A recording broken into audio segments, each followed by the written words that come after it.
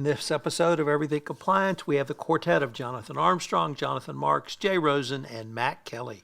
Hello, everyone. This is Tom Fox back for another live edition of the award-winning Everything Compliance. Today, we have the quartet of Jonathan Armstrong, Jonathan Marks, Matt Kelly, Jay Rosen, and myself, Tom Fox, sitting in.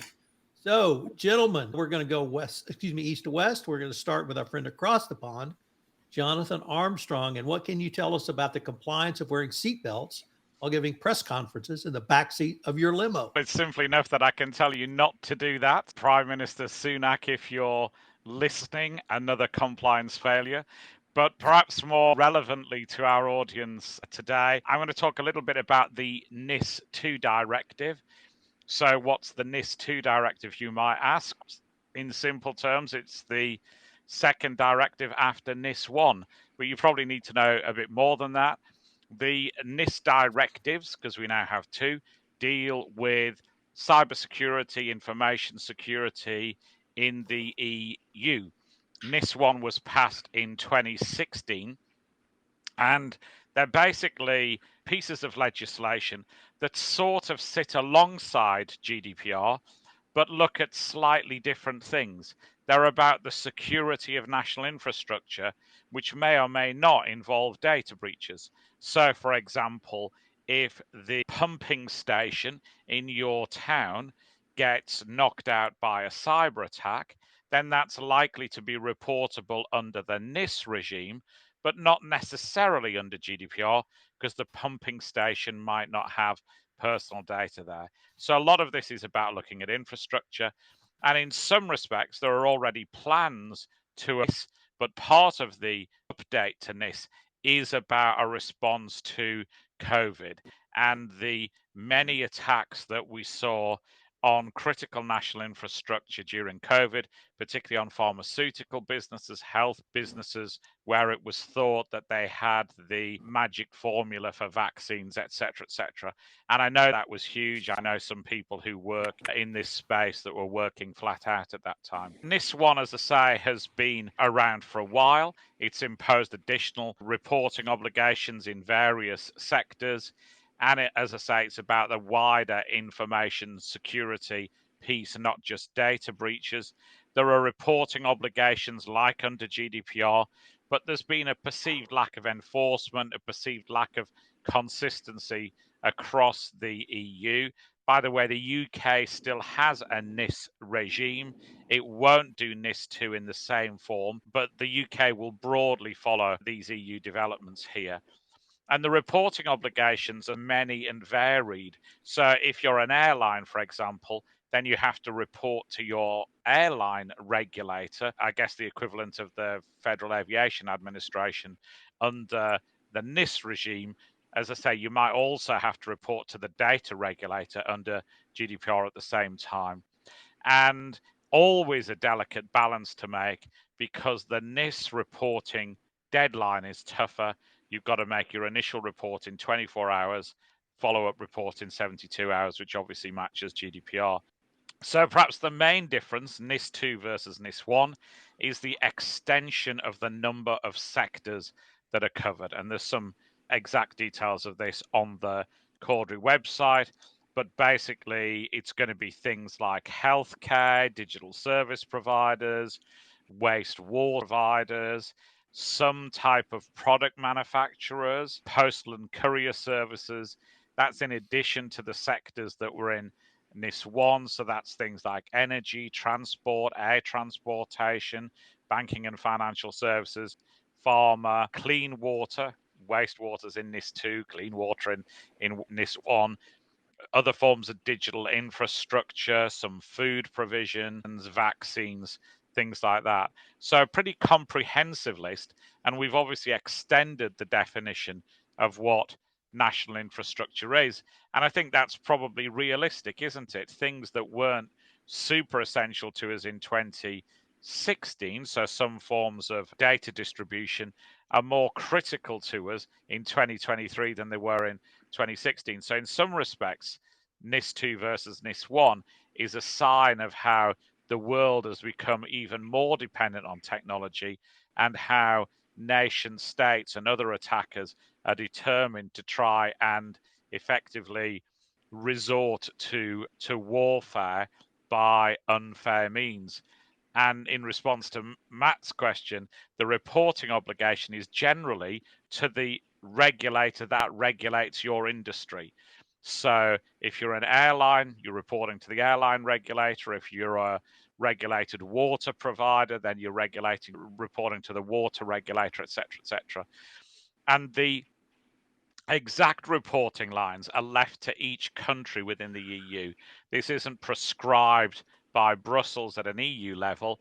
Every country within the EU has to introduce its own scheme, its own reporting obligations, and set up systems in those regulators to receive reports, but also in some cases to share them across the EU.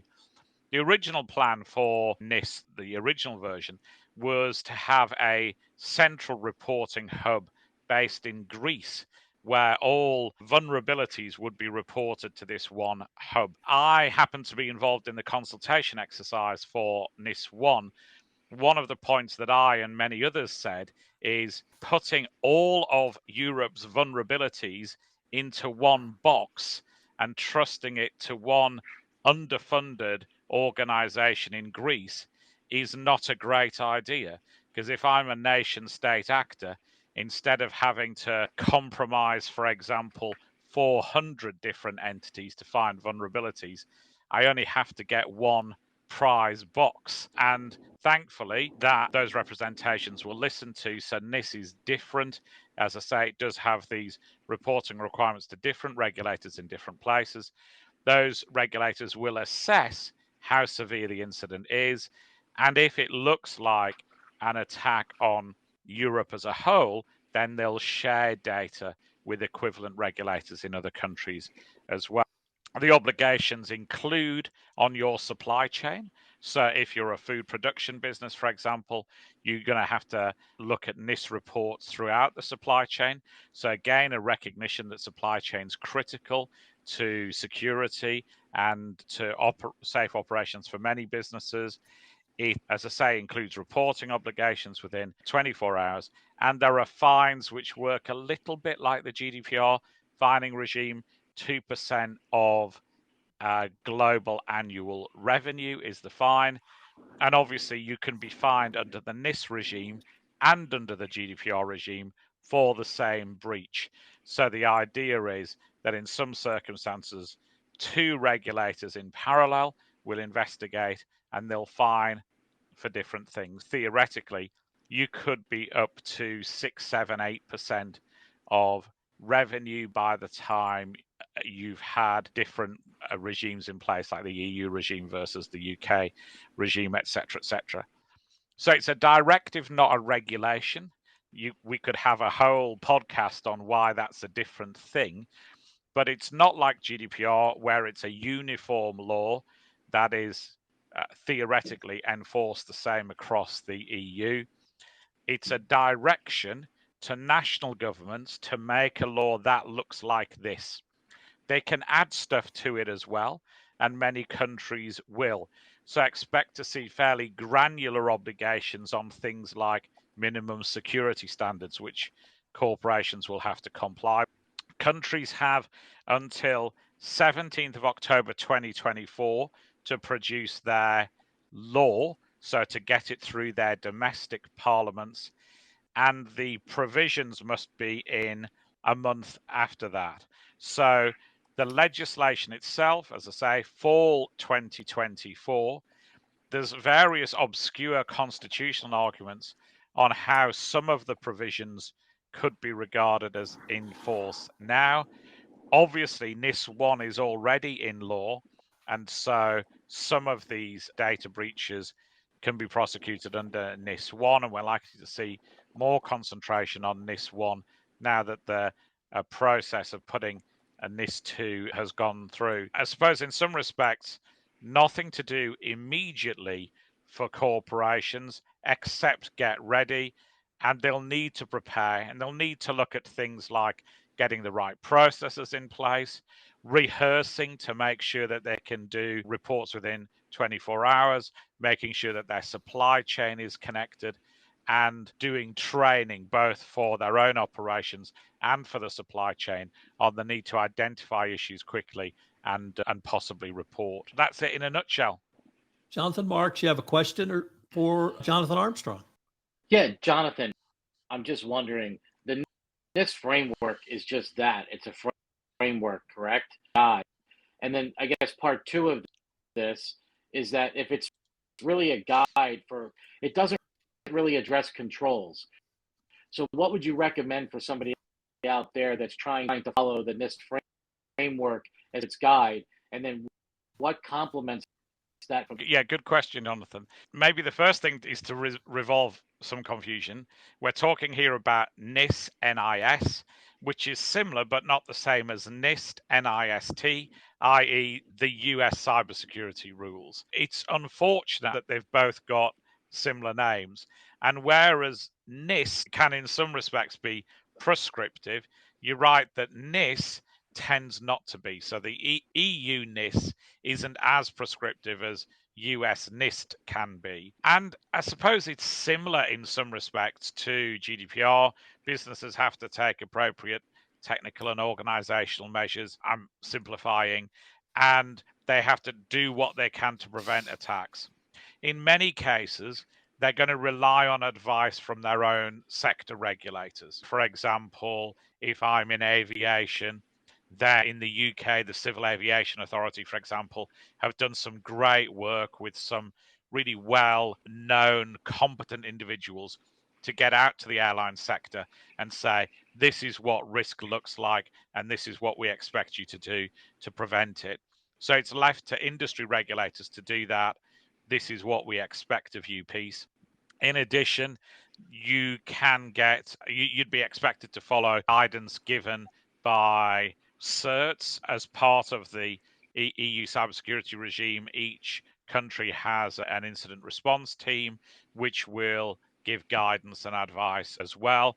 And that might be, if you like, advice on current threats, or it might be more generic advice on security. As I said, the UK still has the NIS 1 regime. It will move to something that looks like NIS 2, but it'll be called differently. And in the UK, we have advice from NCSC, National Cybersecurity Centre, which is an adjunct of GCHQ, which will issue advice from time to time, either generic or sector-based. That might be public or it might be one-on-one. You might literally get NCSC approach you and recommend that you improve your cybersecurity in a defined area. But again, that varies country by country. There is a European security body called ENISA, which is setting some standards on an EU-wide basis. That's the outfit that's based in Greece. But there has been some concern in the past that they were somewhat under-resourced. Obviously, some of the funding from ENISA comes from the Greek government have had well-known, well-publicized other priorities, and then they're not, as I understand it, even most of their resources aren't even on the Greek mainland, so they've had all sorts of resourcing implications. ENISA hopefully will step up to the plate and take more of a lead role on some of these issues, but again, it relies on nation-state security services to contribute to the base of knowledge. So if you're a CISO of a global company, do you have to consider all? Yeah, if you're a CISO of a global company, you're going to have to consider NIS for sure. If you've got any sort of operations in Europe, then NIS will be really relevant to you.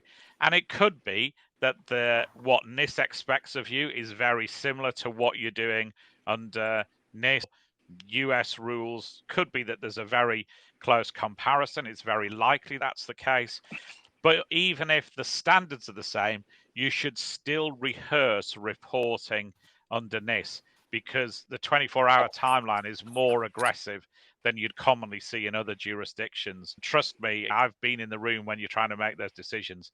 It's really hard. And if you haven't had a rehearsal first, you're fairly likely to fail. Yeah, no, I think those are great points. I mean, the only thing that I'm seeing here is that people have bolted themselves, whether NIST in particular here in the U.S., and veering to the left are difficult for many. They can't see beyond that. They're not using eye to what they're doing. Yeah, and I think they will definitely have to. It's quite often the case, isn't it, that people are used to reporting to their home regulator and dealing with their own jurisdiction. But we've seen from GDPR fines that's false. I would guess, and it would be a guess, we're about 2.6 billion euros worth of fines. I think about 2.2-ish, I'd guess, will be US corporations. That forces the message that your home regulator is often not your greatest threat. And I think that's the same in the cybersecurity space as well. Yeah, great points. All right, we're going to swing across the pond our way to Matt Kelly. Matt, what's on your mind? Thank you, Tom. I have an interesting enforcement decision from the U.S. Securities and Exchange Commission against McDonald's that came down not long ago. This case is interesting because it is about what companies are doing or they do not disclose when they are separating from senior executives who have been fired for misconduct. So here's what happened, is that in the late 2010s, McDonald's had parted ways with its then CEO, Steve Easterbrook. Fired Easterbrook in 2019 because he had an improper affair with a subordinate. And that was a violation of McDonald's code of conduct. And his contract said, if I violate the code, I am out. So they fired him. And they decided to let him keep his severance package, including equity awards that were worth about $40 million. That was in 2019. And then in 2020, word came out that actually Easterbrook did not have an affair with a subordinate. He had multiple affairs with numerous subordinates and lied about that during the first investigation back in 2019. McDonald's was very upset, took Easterbrook to court, and then finally in 2021, they settled that clawback case where Easterbrook agreed to pay, I think it was about $105 million in back pay. That's all the backstory. What has happened lately is that just the other week, the Securities and Exchange Commission, first they fined Easterbrook $400,000 for his misconduct. He neither confirms nor denies the charges against him, but did agree just to pay the $400,000 to let it go. But what was really interesting was that the SEC also sanctioned McDonald's. Now, they did not actually fine McDonald's, but they gave McDonald's a cease and desist order that McDonald's had failed to disclose that it used discretion in giving Easterbrook that severance package back in 2019 for $40 million. This has caused some consternation in corporate governance circles because there are certainly people who think that idea, that sanction for not disclosing we used discretion, that violates or stretches securities law too far. It might open the door to what else are you supposed to disclose about executive separations? And it's just a very interesting issue because who has been talking a lot lately about executive clawbacks for misconduct? The Justice Department has talked about it. The SEC has a rule proposed, forthcoming probably later this year, that would make clawing back executive pay after misconduct, it would make it mandatory. And here now we have this enforcement case that says, you, McDonald's, you did not disclose enough to the investors and the shareholders about your thinking on why did you let Easterbrook keep his severance package? Why did you decide to terminate him without, when you clearly could have fired him for cause and kept that money? Republican commissioners were not happy about this. They did say that this goes too far with the rule. And if we want to make companies disclose that kind of stuff in an executive separation, then the SEC should adopt a rule and put it out for comment and let people go back and forth and debate it. Don't try and do this via enforcement action.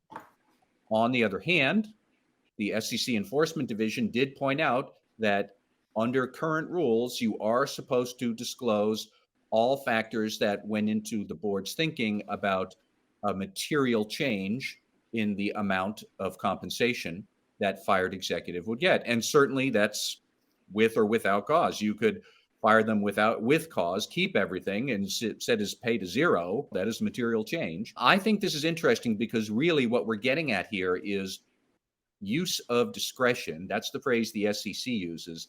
It's really about exercising judgment. The board had the chance to fire Easterbrook the first time around for cause. keep the money. They decided we're not going to do that. We will fire him without cause. Your severance package is intact. And then they didn't actually pursue him until a year later when they found out he lied, and he made them look foolish because they didn't figure it all out the first time around. But how the board exercises judgment is really a window into the board's ethical values and its priorities. We could risk some nasty litigation with this CEO we're firing, but we're going to keep all the money because he was bad. Could do that. Or we could just let him go, let him keep his money despite his misconduct just to avoid litigation. Those are very different sets of priorities. And would shareholders have a right to know how the board thinks about that and how the board is evaluating what it should or shouldn't do about keeping severance packages because of executive misconduct? It's a very interesting question. I think it does reflect some pushing the borders of what shareholders do or don't get to know. It has some relevance to corporate ethics, and aren't investors allowed to see what the board's ethics are? Because the board is the representative of the shareholders. The shareholders are the boss of the board. But at the same time, we have the Justice Department and the SEC talking a lot about, we expect you, company under investigation, to claw back executive pay when you can. And if you're not going to, then how does this work? Would you share your reasoning with the Justice Department, but not necessarily with investors in an SEC filing? It's a lot of questions about it. It's really a very interesting issue at, I suppose, at the borders or at the emerging growth areas of corporate securities law. And I don't know what the right answer is here, but I don't think this is the last time we're going to answer this question or be confronted with this issue. Matt, one of the questions, I'm going to pitch it over to Mr. Marks for Sure. a comment or question. Yeah. So Jonathan Armstrong had one too, by the way. But Matt, I guess it's a long time understanding with regards to boards and the minutes, and that they should keep records, notes, and these major decisions. There's also been a long time understanding, secretaries, that these types of decisions, some of them should not make its way into the board. And so I'm just wondering, to your point, they're sensitive issues, they're big issues, they impact the organization. They could impact the organization from a reputation. But how much is actually aired and how much is not aired is probably going to change over the next 10 years. I just wonder if you have any thoughts. You're right, from an overall ethics perspective and from an overview all over this, but I'm just wondering how much they should actually keep and document, or should everybody? There's different ways to answer that question. How much should you keep and document? A lot now, because the Justice Department is talking about, we expect you to exercise clawbacks when you can. And if you're going to decide not to do that, you'd better have those records ready to show to the Justice Department about why you didn't. And I think you will need to document a lot of it, because what I hear from the Justice Department is that they're setting that bar pretty high. And the Securities and Exchange Commission's proposed rule is even higher. It specifically says the company must exercise clawback provisions if it gives incentive pay erroneously based on financial fraud. You don't have this choice. It says you must. Now, that rule has not yet come into effect, but I don't know what the final text is going to be, but there's less room for discretion there. On the other hand, I could easily see that there's a lot of sensitive thinking about that. What if these decisions, what if this documentation comes out in a shareholder derivative lawsuit because they're not happy with how you treated the executive and they want to know, why did you let them keep their equity awards when they were fired for misconduct? So I don't think that there's a good answer here. The rules around this disclosure are, I think, a little bit contradictory. Different sides could cite different specific parts of the rule to defend their positions. The Enforcement Division picked one part of the rules. I think it's Rule 14A-3. The two Republican commissioners on the SEC who didn't like this, they picked a different item within Rule 14A-3 to each of them proving their point. It goes to also what the Republican commissioner said is, if we have this confusion right now, maybe we should clarify the rule, which means propose something, let people comment on it, let the SEC adopt it, rather than try and shoehorn this in through an enforcement action to get everybody used. because Jonathan Marks, what you had said, yeah, there is this set of practices and expectations we've all kind of followed since 2006, which was the last time the SEC adopted or looked at compensation discussion and analysis. But just because there's a body of common knowledge about it, that's not the same as what the actual rules are. And I don't necessarily know that it's all that stuff we've done is going to be in step with where investors are going to want to go in the next 10 years. You're right. I agree. The other Jonathan. Yeah, I've got a conundrum / question / comment, to which I don't know the answer. But obviously, Easterbrook was a UK national and I believe was originally employed under a UK contract. And I don't have any inside knowledge here.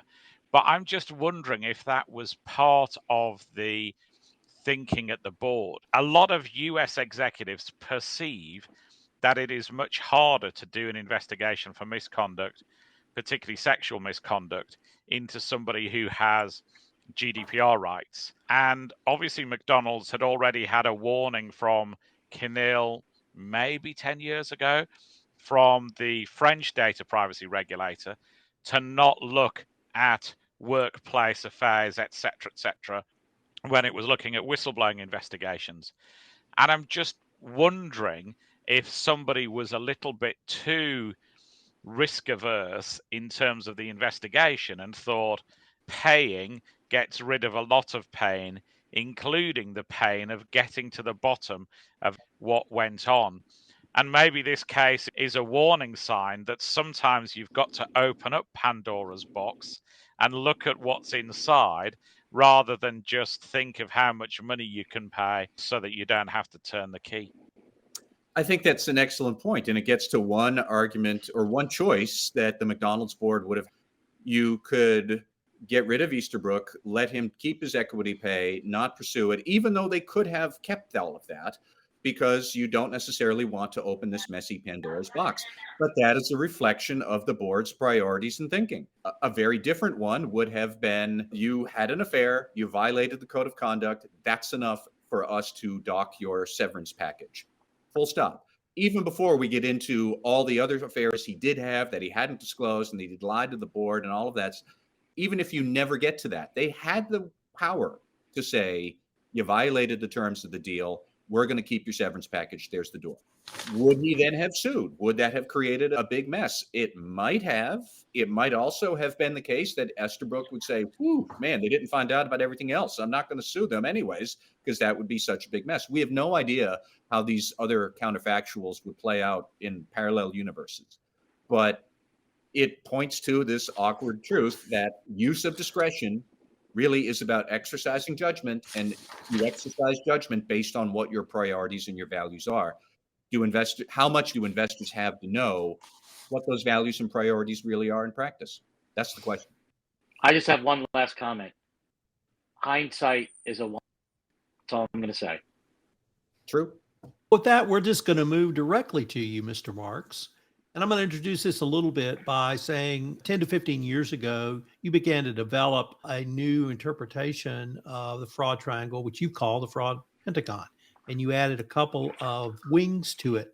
I was wondering if you could tell us the insights you had, which led you to create the Fraud Pentagon, and how you see that playing out with today's fraudsters all the way up to Elon Musk.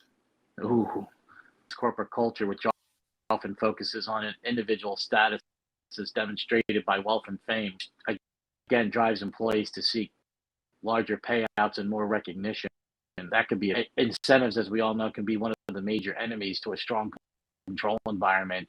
I think we've all talked about this, but they must be really, those things need to be digitally monitored, reducing the corresponding risk associated with them, which could be bad behavior. So these are, at least from my perspective, the need to expand this old theory from the fraud triangle, which considers an employee's competence or power to perform, arrogance, or lack of consciousness as factors in specific fraud situations. And what I mean by the reason that I came up with this was I felt like the human factor being ignored. And even till this day, I think the human factor in our world and what we do from a fraud perspective is still something that is and ignored. And I just don't know why, but I'll explain a little bit. profile, Madoff, Milken, a bunch of fraudsters. And I said, well, I go back to hindsight. How did these frauds happen? What was their mindset? Looking at us within the community, I saw some really interesting things. So I read everything about those individuals and came up with some factors, which I whittled down: arrogance, expansion, which are also human elements here. So if you really look at this, which again, I think still holds merit today and was developed in 1952 by Jesse. He didn't develop the fraud triangle, but he developed the three elements that should be present with opportunity and rationalization. The pressure part is certainly a human element, and the rationalization human element. The opportunity is really the control environment, the controls within an organization. And so by adding competence, the competence piece to me relates to the fraud by expanding the element to account for an individual's ability. Again, the human element here, circumvent internal control. The competence element can apply to the social capital that an individual possesses and can deploy to sell to others. In other words, these folks are salespeople. And if you look at Elon Musk, look at Elizabeth Holmes, or pick any of your favorite fraudsters, I think the one thing that we can tell a story, and they could basically sell it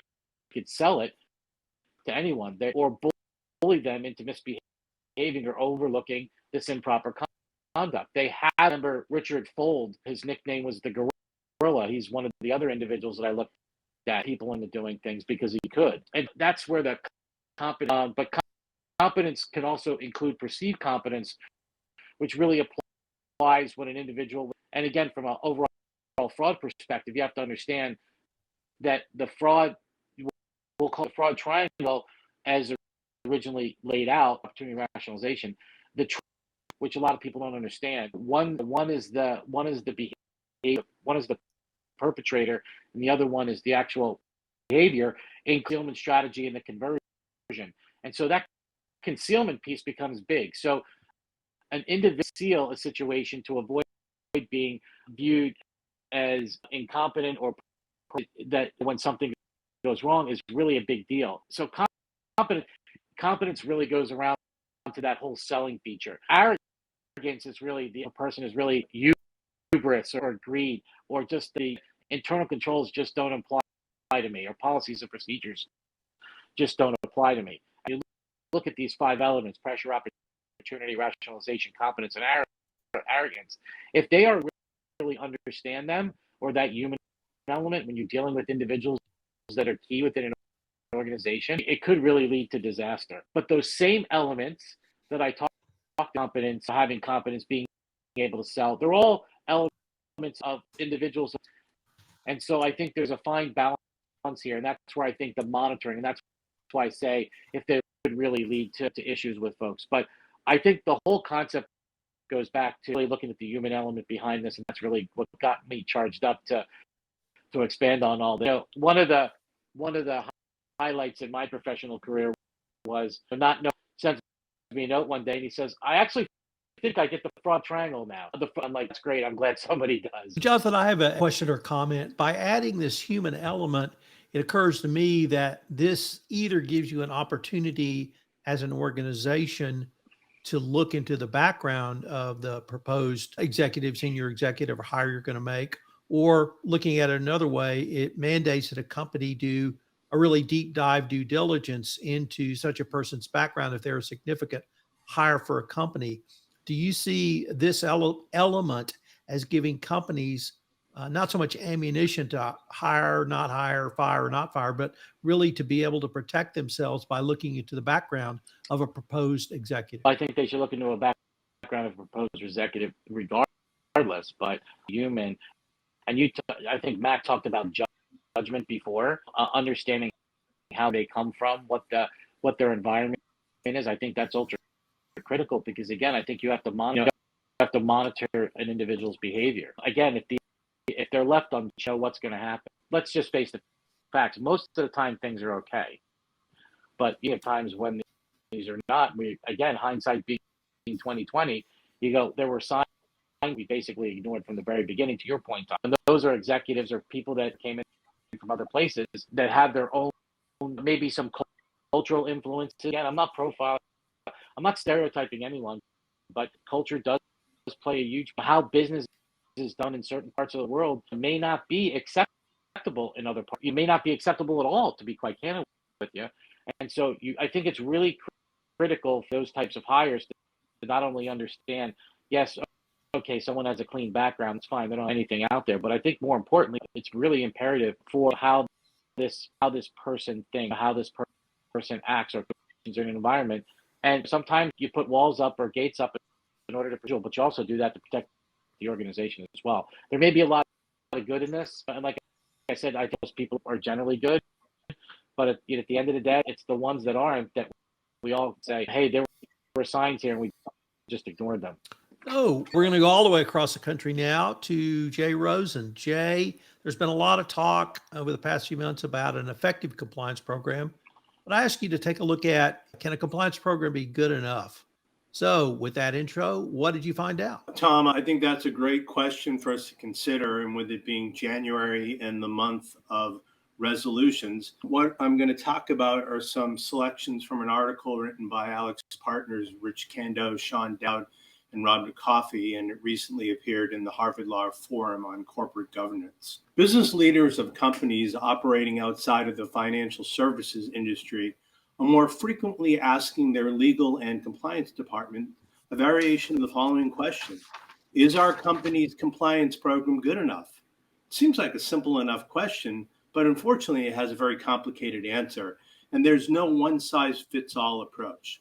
However, there are certain attributes based on previous Department of Justice, DOJ resolutions, and historical compliance experience that are necessary for our compliance program to be, quote, good enough sets a floor that companies will want to meet or exceed as their company's programs mature.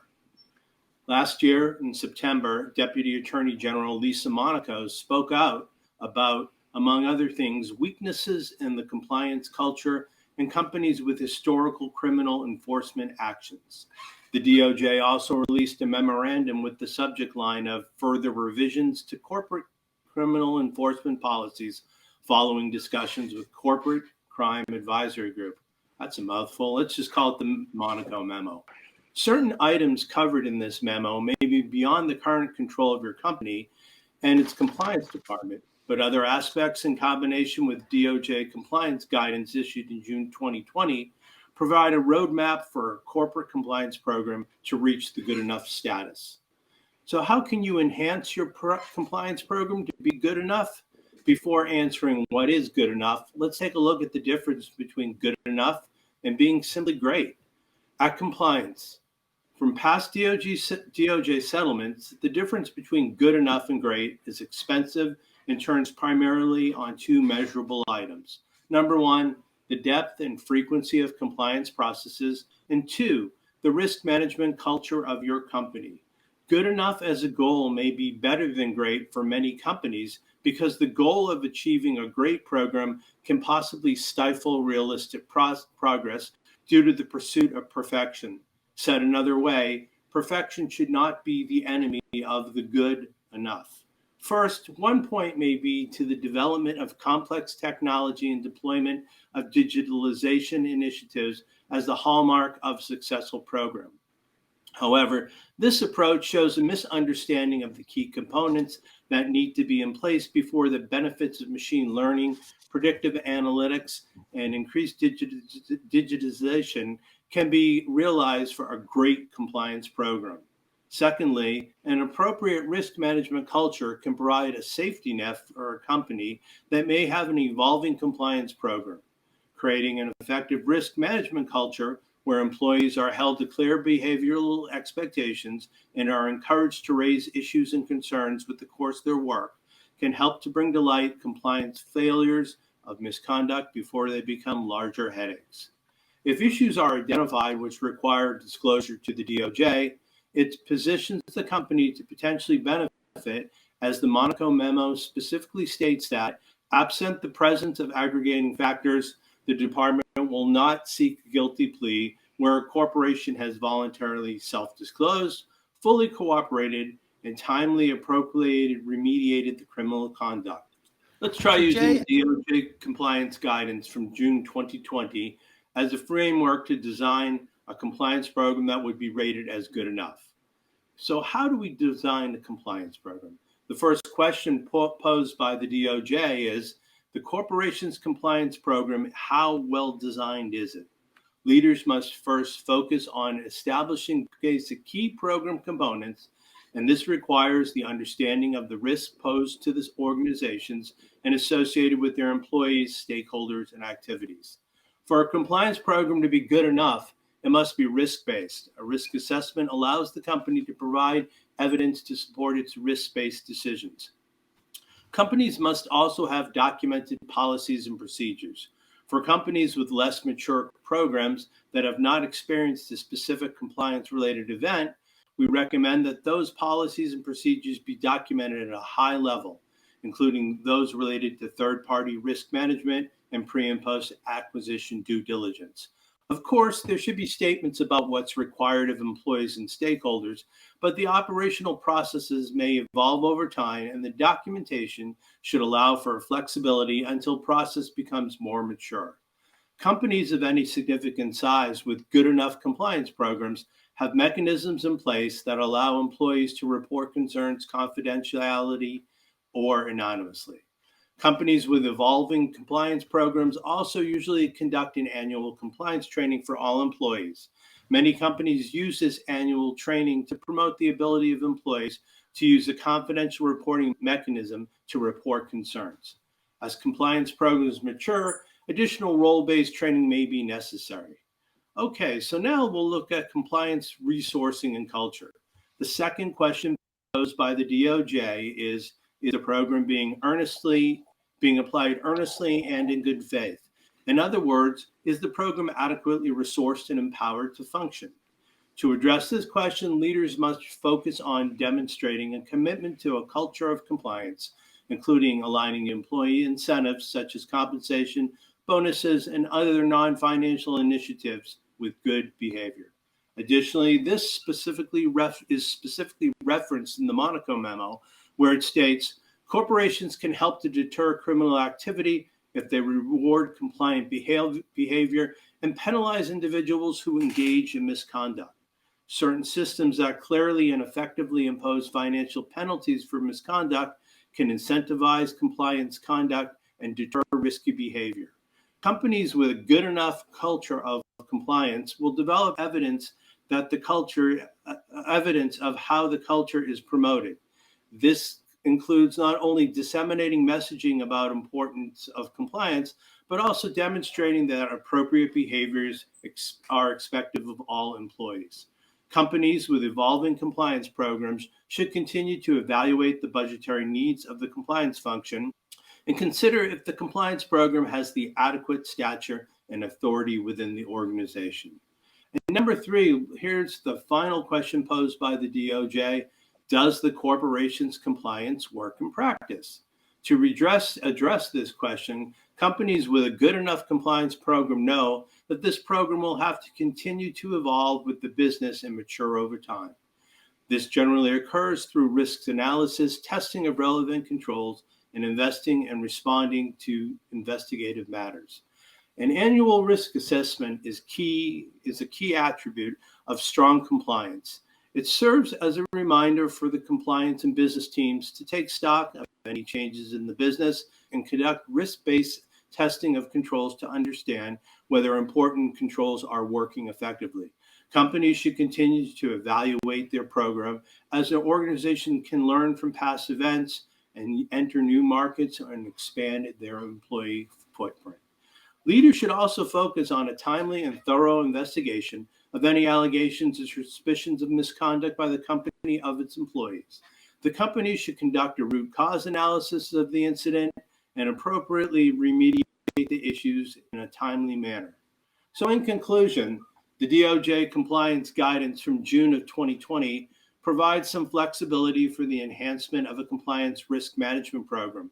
But there are certain foundational elements that are required for a program to be good enough, including a risk management assessment, documented policies and procedures, and focus on continuous improvement. Only after ensuring that these foundation elements are found firmly in place should a company even begin thinking about the next level of developing a great compliance program, which will, as we know, require longer-term sustained efforts and significant resourcing. Tom, back to you. All right, gents, we are now at our fan favorite shout outs and rants. We're going to keep the same order because Mr. Armstrong always comes well prepared. We've teased him with perhaps giving a press conference while motoring. So perhaps he has something else for us. Mr. Armstrong. I do have something else. I want to talk about the Bayeux Tapestry, which I guess you didn't expect me to be talking about. And the Bayeux Tapestry is a fantastic work of embroidery. Some purists say it's not embroidery, but we're no room for the purists here. It's 230 feet long. It's 20 inches high. It was probably stitched in about 1070 in England by the Normans, who probably asked people in Kent to pictorially show their invasion, their trip from Norman France to the UK, and obviously the exploits of William the Conqueror in 1066. In 1792, the Bayeux Tapestry was confiscated by revolutionary French forces who wanted to use it effectively as a tarpaulin sheet over wagons sending stuff back to Paris. And it was rescued by a local lawyer who hid it. Napoleon decided that he wanted to exhibit the Bayeux Tapestry in Paris to support his plans for the invasion of the UK. And when those plans fell apart, he mournfully returned it to Bayeux to try and follow the Ricky Gervais saying of, if at first you don't succeed, destroy the evidence that you ever tried. And we know that in the Second World War, in June 1944, Bletchley Park intercepted messages from Himmler promising that the Bayeux Tapestry would go to Berlin to be exhibited by Hitler to show, to embody the fact that he had conquered Europe and he was effectively more than William the Conqueror in that he possessed the tapestry as well as the whole of Europe. So why randomly would I talk about the Bayeux Tapestry? Because the UK government this week proposed legislation in its online harms bill that would prohibit any form of material on the internet which could be seen to promote the use of small boats to cross the channel. And some commentators say that it is likely that the legislation is so poorly drafted that it will prevent anybody ever talking about the Bayeux Tapestry online ever again. So the UK's version of government cancel culture might destroy any talk about those achievements of 1070 and the integral history of the Bayeux Tapestry that, like the tapestry itself, is interwoven in the history of Europe. Sunak, look at what you're doing and understand the consequences, the long-term consequences of denying people education rather than going for a quick sound bite, whether or not you're wearing your seatbelt in the back of the car. Wow, Matt Kelly, you have a high bar. You're on mute, Matt. Matt, you're on mute. All right. Sorry about that. So I'm going to keep it simple. I have a rant about the Justice Department. I am still ranting a bit about the idea, the policy from the Justice Department now that chief compliance and chief executive officers will need to certify the strength of the compliance program as part of corporate resolutions. I think this is an idea that is elegant in theory and difficult and impractical in practice. And now we actually have a first example of that from Danske Bank. Danske Bank settled a case, a money laundering case last month. And per department policy now, it has a 3-year plea agreement. And at the end of the 3-year plea agreement, which is late 2025, the CCO and the CEO of Danske Bank will need to certify that their program is designed appropriately and effective to prevent money laundering issues. The CEO of Danske Bank today, a man named Satnam Lahal, he has announced that he's leaving at the end of 2024.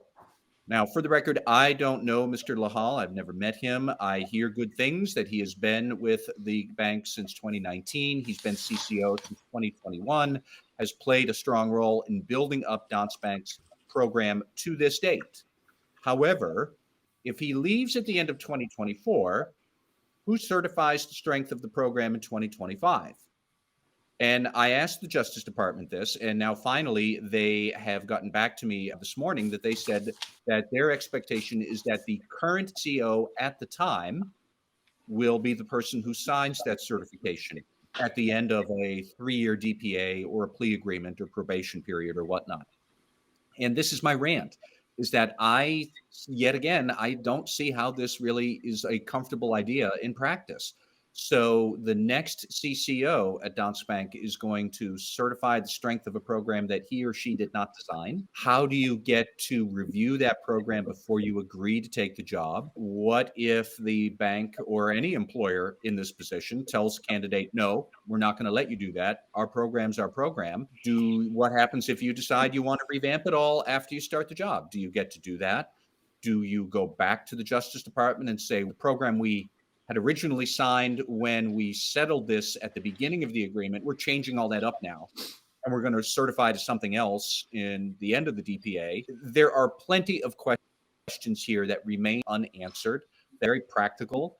When I floated the department's answer about Danske Bank in particular to several CCOs, as one person said to me, oh, great, so I have to roll the dice if I want to take that job. I think that's a fair assessment of the department's position. What are we doing here? And I don't doubt that maybe we could answer that and figure out what we're doing here, but I would like us to know what we're doing before we start signing CCO settlement agreements like they're going out of style. But now we have at least 3 or 4. We're going to have certainly more in 2023, I'm sure, but we need much more guidance about how this works in practice to get compliance officers into their comfort zone with this idea that, as I said, it's nice in the abstract. I still don't see how it works very nicely in practice, and my concerns remain. Mr. Marks. Wow, that's 2 tough ones to follow. Notice of air missions. How can the FAA computer program that doesn't function, or somebody unintentionally delete rounds almost every aircraft in the United States? And ironically, Canada not too long after ours. So I'm still waiting to really hear what happened here, that it wasn't because of unintentionally deleted files. So that's my... Very short, sweet, and concise. Jay Rosen, what do you have for us? It's decidedly weak sauce compared to my compatriots here, but after some tinkering with the number of playoff teams due to the pandemic over the past 2 years, looks like the NFL finally got it right for the 2023 playoffs. Starting with 7 teams in each of the 2 conferences, there are now 8 remaining teams who will compete in 4 games that will be played over the weekend of January 21st. The games are all compelling, and I'm looking forward to a great weekend. So here's to the NFL for getting the playoffs right, at least right for 2023. Tom? I have my first dual shout out. I'm going to begin with shouting out to Federal District Judge Middleton, who yesterday sanctioned Donald Trump, the Trump Organization, and his counsel for bringing a frivolous lawsuit against Hillary Clinton and 19 others. The sanction was for $938,000. And I'm going to read from the order. Quote, "This case should never have been brought. Its inadequacy as a legal claim was evidence from the start. No reasonable lawyer would have filed it. Intended for a political purpose, none of the counts of the amended complaint stated a cognizable legal claim. 31 individuals and entities were needlessly harmed in order to dishonestly advance a political narrative. A continuing pattern of misuse of the courts by Mr. Trump and his lawyers undermines the rule of law, portrays judges as partisans, and diverts resources from those who have suffered actual legal harm. I grant the defendant Dolan's motion for sanctions. Now before me is a motion, or previously granted, now before me is a motion for sanctions brought by 18 other defendants. For the reasons also stated in my order, those sanctions are awarded. Now, as great as that order was, what takes it into the level of a true shout out is that the judge not only sanctioned Donald Trump, but he sanctioned Trump's lawyer jointly and severally. So guess who's going to pay this? Trump's lawyer, because Trump will never pay. He would have gone all the way into contempt without paying, but now the lawyer's in for it. So well done, Judge Middleton.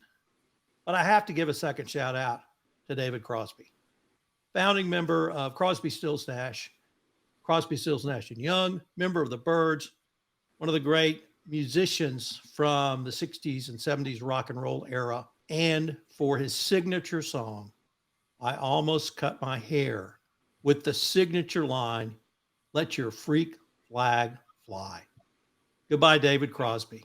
Gents, that's it for me, and that's it for this episode of Everything Compliance. I can't wait to see what the next couple of weeks brings us. Thanks, everyone. Thanks, Tom. Take care. Thanks, Tom. Thank you. Thanks for joining us, and I hope you'll join us again for our next episode.